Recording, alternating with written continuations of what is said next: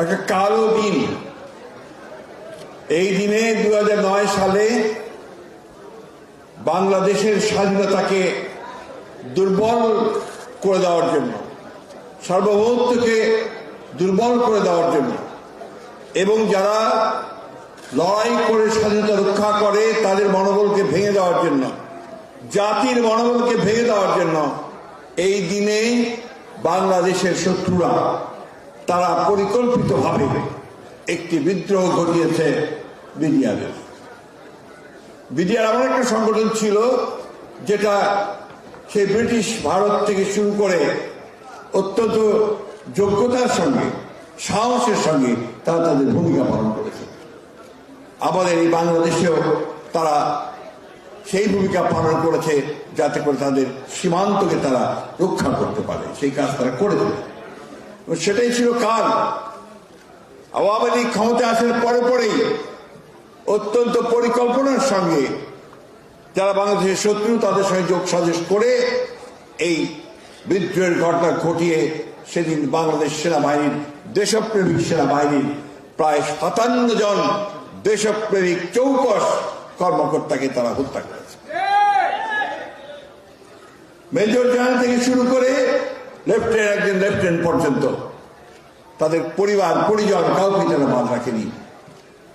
এই যে একটা ভয়াবহ হত্যাকাণ্ড, আমার প্রশ্নটা ওই জায়গায় যে সেদিন যিনি রাষ্ট্রের দায়িত্ব ছিলেন, যিনি সেদিন এই রাষ্ট্রের নিরাপত্তার দায়িত্বে ছিলেন, শেখ হাসিনা, তিনি সেদিন কি ভূমিকা পালন করেছেন?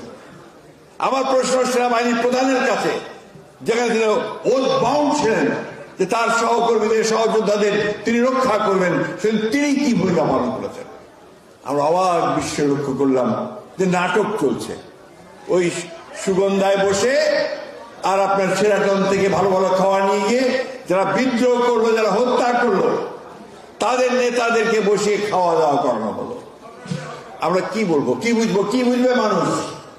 আজকে এই যে বিক্ষোভ, এই যে ঘৃণা তাদের প্রতি, এটা একদিনে তৈরি হয়নি বন্ধুগণ। দীর্ঘকাল ধরে প্রকৃতপক্ষে 1972 সাল থেকে এই দলটির প্রতি, এই শেখ মুজিবের প্রতি, এদের প্রতি আমরা ঘৃণা জন্ম হয়েছে বন্ধুগণ। কারণ তারা কোনোদিনই বাংলাদেশের মানুষকে তারা ভালোবাসেনি। তারা ভালোবেসেছে তাদের পথ, তারা ভালোবেসেছে তাদের ক্ষমতা, তাদের পরিবার। এভাবেই তারা আজকে এই বাংলাদেশকে ধ্বংসের মুখে ঠেলে দেওয়ার চেষ্টা করেছিল। বন্ধুগণ, আজকে বাংলাদেশ সেনাবাহিনী আমাদের শক্তি। আমরা তাদেরকে সব সময় দেখেছি যে জাতির যে কোনো দুঃসময়ে তারা এগিয়ে আসে। আমরা দেখেছি 1971 সালে যখন গোটা জাতি কিংকর্তব্য বিমূঢ় পাকিস্তান সেনাবাহিনী যখন আক্রমণ করেছে এবং গণহত্যা করছে, সেই সময় এই বাংলাদেশ এই সেনাবাহিনীর একজন অখ্যাত মেজর জেনারেল জিয়াউর রহমান বাংলাদেশের স্বাধীনতা ঘোষণা করে গোটা জাতিকে যুদ্ধে ঝাঁপিয়ে পড়ার জন্য প্রান্ত করেছে।